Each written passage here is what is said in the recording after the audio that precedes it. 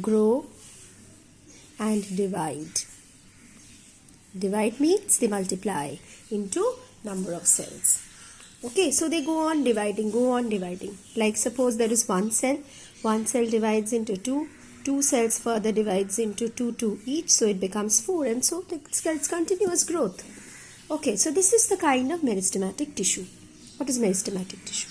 Now coming to permanent tissue. Permanent tissue was once upon a time it was meristematic, but then after a particular point of time they lost their property of division.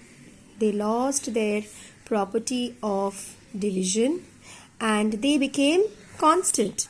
Okay, so they became constant and they lost their property of division. Okay, and they became specific cells.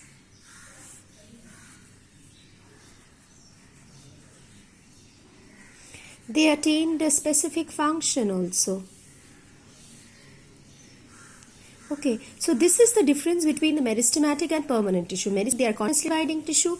Permanent tissues, they were meristematic once upon a time, but at a point of time they lost their property of division and they became permanent tissues. Okay, so now coming to meristematic tissue.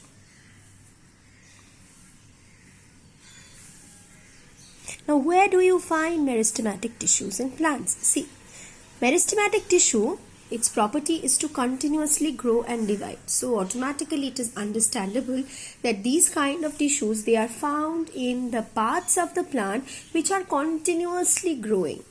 Okay, which parts of the plant are continuously growing? Let us see. Suppose this is the soil, this is the root part of the plant, this is the stem, these are the branches, this is a leaf. It's a very vague diagram which I am drawing. Just for simplicity, I am drawing like this.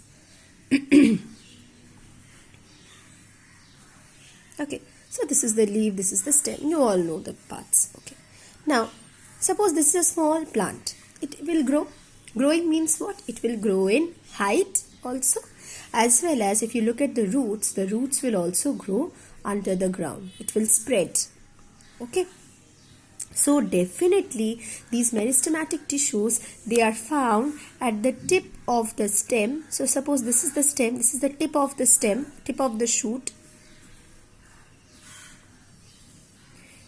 They are also found at the tip of the roots, because tip of any part is something which is continuously growing. So this is tip of the root.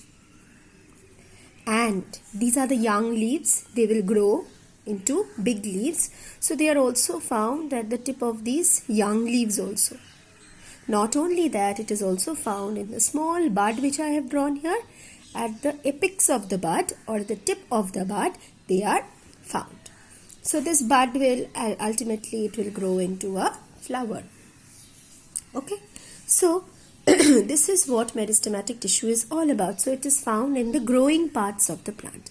Since it is found in the growing parts of the plant, this kind of meristematic tissue, it is known as apical meristem.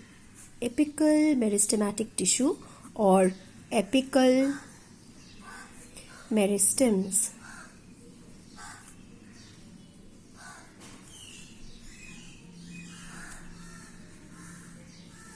Apical meristems. Meristems is another word for meristematic tissue. Okay, so apical, the word is coming from tip. So these meristematic tissues, they are found in the tip of the growing parts of the plant. So where are they found? They are found at the tip of the growing parts of the plant.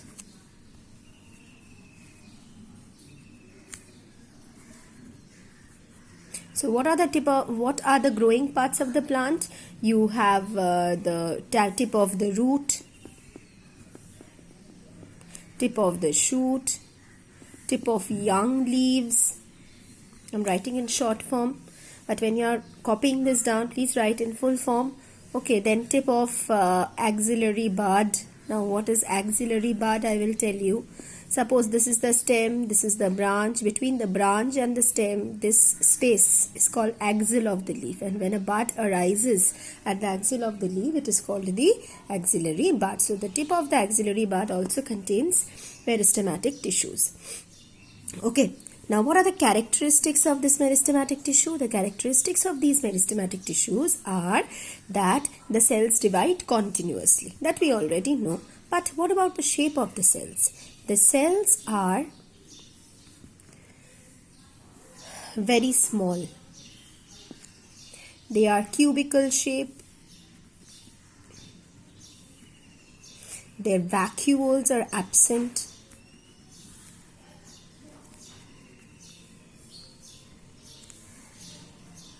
Okay, they have a large nucleus. So having a large nucleus means it will store a lot of genetic material. And having a lot of genetic material means that cell will divide also nicely. And these cells are tightly packed or closely packed, which means that there is very less space between these cells. Very less space between these cells. There are almost no spaces between these cells. Okay, so this is one kind of meristematic tissue. Depending on where it is found, they are named. So one is apical meristematic tissue. Then another meristematic tissue is also available in plants, that is called lateral meristematic tissue. Now, you must have seen that when a plant is just growing, okay, it is very small, its stem, okay, is very labile, it is very soft, like this. You can just tear the stem, you can just uproot the plant very easily. But think of a mango plant, full-grown mango plant. Can you uproot the full-grown mango plant? No. It is huge.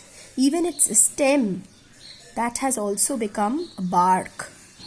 So what has happened? There is an increase in the diameter. So there is increase in the diameter of the stem. So now the increase in the diameter of the stem is also a kind of growth, definitely.